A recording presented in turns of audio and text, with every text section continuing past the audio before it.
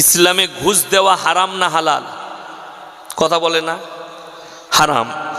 ঘুষ দেওয়াটাও হারাম, নেওয়াটাও হারাম, দুটোই হারাম। যদি হারাম হয় তার ইনকাম কি হবে? কথা বলে না?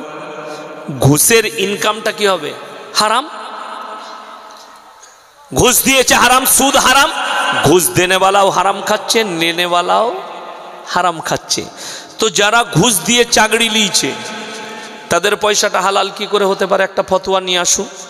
আমি তো এখন স্টেজে আছি, একটা মুফতি নিয়ে আসুন। যারা ঘুষ দিয়ে চাকরি নিয়েছে তাদের চাকরির পয়সাটা হালাল বলে দিলে আমি বাইক ক্যামেরা ক্ষমা চেয়ে বাড়ি যাব। কোনো পৃথিবীর মুফতি ফতোয়া দিবে না, সবাই হারাম ফতোয়া দিয়ে যাবে। কষ্টের বিষয় এটাই আপনার, যে আপনি তো হারাম হালাল বুঝতেই পারেননি। ঘুষ দিয়ে যারা চাকরি নিয়েছে, তুমি একজনের হক মেরেছো, 1 নম্বর পাপ। কিয়ামতের দিনে আটকে যাবে হক মারার জন্য, বান্দার হক মেরেছো। 2 নম্বর, ঘুষ দিয়ে চাকরি নিয়েছো, এটা একটা হারাম। এখানে তোমার ইনকাম হারাম হলো, ওখানে তুমি হকের জন্য আটকে যাবে। কিয়ামতের দিনে তোমার পার হওয়া দুষ্কার হয়ে যাবে, দুষ্কর হয়ে দাঁড়িয়ে যাবে। সুদ যারা খান তারা ইস্তেগফার করুন। চলুন আমার ভাই, আপনি নিজেকে মুমিন বলছেন, আপনি ইমানদার বলছেন, যাচাই করব আজকে। যারা এখানে আছেন, নামাজ পড়েন কিংবা পড়েন না, রোজা রাখেন কিংবা রাখেন না, শুনে যান। 5টা কথার উপরে বিশ্বাস আর আমল করতে হবে। সবাই করবেন? জোরে বলুন ইনশাআল্লাহ। কটা বললাম? 5টা। আমার আল্লাহ কোরআনে বলেছেন। এরপরে কোরআনে যাব আলোচনায়। মুসলমান ভাই, আপনি নিজেকে মুমিন বলে দাবি করছেন, শুনেলেন? কেউ যদি বলে এই পুরো গ্রামের মধ্যে আমি ছাড়া আর একটাও লোক ভালো লোক নাই, জানবেন ওই মালটা বেশি গোলমাল। কথাটা বুঝতে পেরেছেন না? পারেন? যে বলবে আমার মতো নামাজি আমার গ্রামে কেউ নাই, জানবেন মালটা গোলমাল। না, ডিসকাস করুন। আমি বলে যাচ্ছি, আমার আল্লাহ কোরআনে দিয়েছেন 5টা শর্ত। এগুলো যারা মানবে, বিশ্বাস করবে, তারাই একমাত্র কামিয়াব হবে। কোরআন খুলুন, সূরা বাকারা। কোন সূরা বললাম? সূরা বাকারা, একবারই প্রথম। আলিফ লাম মিম যালিকাল কিতাবু লা রাইবা ফীহি হুদাল লিল মুত্তাকিন আল্লাযীনা ইউমিনুনা বিল গায়বি ওয়া ইউকিমুনাস সালাহ ওয়া মিম্মা রাযাকনাহুম ইউনফিকুন ওয়াল্লাযীনা ইউমিনুনা বিমা উনজিলা ইলাইকা ওয়া মা উনজিলা মিন ক্বাবলিক ওয়া বিল আখিরাতি হুম ইউকিনুন। আলিফ লাম মিম, আলিফ লাম মিম র, তাসিন তাসিন মিম ইয়াসিন কাফা ইয়া আইন সাদ।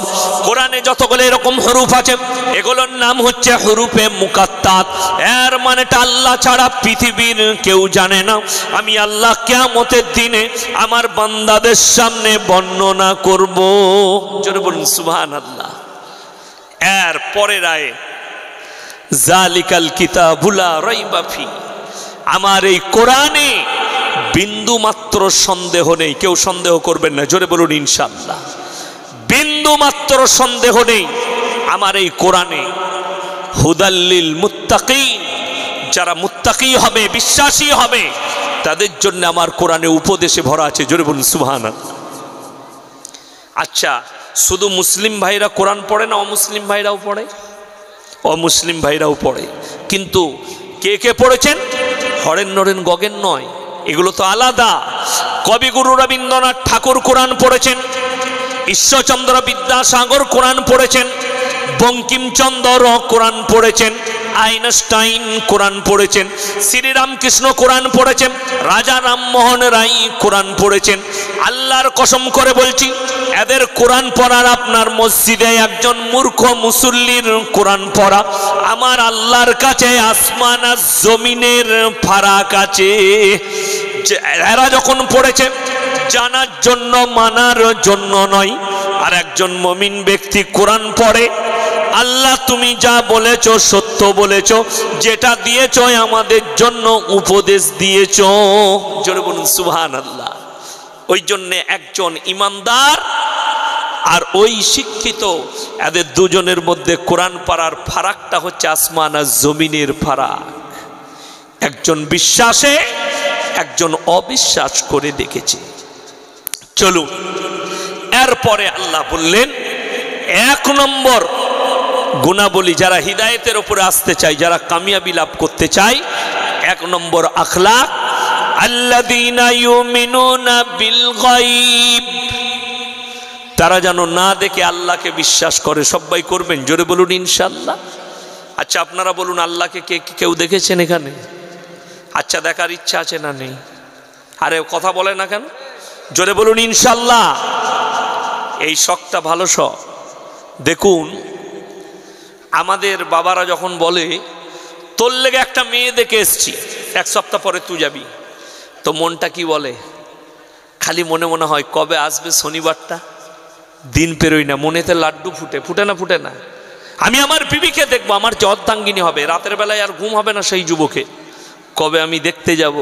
ফটোটা দেখেছে একবার, দারুণ লাগছে, কবে আমি সামনাসামনি দেখব, দিন পেরুবে না। তোমার যেমন উতাল হয়, আমার মুসলমান ভাই আপনি ইমানদার হন, জান্নাতি দিকে আল্লাহ সুন্দর উপহার দিবেন। সেই উপহারের মধ্যে একটা মারাত্মক উপহার হচ্ছে আল্লাহ দিদার। জোরে বলুন সুবহানাল্লাহ। আল্লাহ নিচে দিদার করাবেন জান্নাতি দিকে, এটা আল্লাহর একটা বহুত বড় উপহার।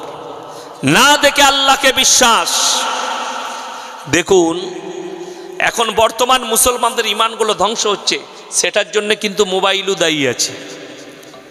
মোবাইলে দেখবেন এখন বর্তমান কিছু ঘটনা আমরা পাচ্ছি, কি এই মোবাইলের মধ্যে ইউসুফ নবীর ঘটনা দেখতে পাবেন। পাচ্ছেন না?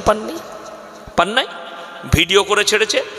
একটা সুন্দর যুবককে মেকআপ করিয়ে তাকে ইউসুফ নবী বানিয়েছে, একটা মেয়েকে মেকআপ করে তাকে জুলাইখা বানিয়েছে, একজনকে বাদশা সাজিয়েছে। অথচ জানি না এই ছেলেটা কোন দেহ ব্যবসায়ীর ছেলে, এই মেয়েটা কি কারবার করে, চরিত্র কেমন। আপনি যখন এই ঘটনাটা দেখবেন মোবাইলে কিংবা টিভিতে, আপনার ব্রেনে ধরে গেল এই ছেলেটা ইউসুফ। অথচ ইউসুফ নবীকে আপনারা কেউ দেখেছেন? ওই হারামখোররা যারা তৈরি করেছে তারা কেউ দেখেছে? দেখেনি। এইখানে মুসলমানের ইমান ধ্বংস হচ্ছে। শুধু তাই নয়, দেখবেন আমি পরশু দেখলাম গাড়িতে আস্তে আস্তে হযরতে সৈয়দনা বেলাল হাবসি রাদিয়াল্লাহু তাআলা আনহু, তিনার দেখছি ঘটনা বানিয়েছে। কালো একটা জংজঙে লোককে ছোট পাড়া কাপড় পরিয়ে তাকে মারছে, দিয়ে লিখেছে হযরতে বেলালের জীবনের করুণ কাহিনী, প্রতিবাদ করুন। এটার বিরুদ্ধে আল্লাহ কিয়ামতের দিনে এই সমস্ত হারামখোরগুলোকে জাহান্নামের রাস্তা অতিক্রম করাবেন, যারা এইভাবে ইসলামকে ধ্বংস করতে চাইছে। অথচ আমরা বিশ্বাস করি না দেখে। সকলে জোরে বলুন ইনশাআল্লাহ। আমরা রাসূল সাল্লাল্লাহু আলাইহি সাল্লামকে আমরা দেখিনি, কিন্তু নিজের প্রাণের থেকেও বেশি মহব্বত করি না। তার নমুনা পাওয়া গেছে।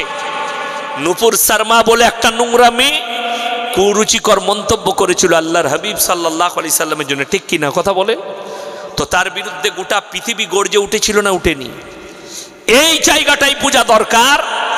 মুসলমানরা নবীজিকে দেখেনি। বর্তমান যুগের কোনো মুসলমান, আমাদের দিলেতে যদি এত মহব্বত থাকে, দেখলে মানুষ প্রাণ দিতেও দাঁড়িয়ে যেত, ঠিক কিনা কথা বলেন? এখনই অনেক আশিকে রসুল আছে যারা ইসলামের জন্য প্রাণ দিতে রাজি আছে এবং দিচ্ছেও।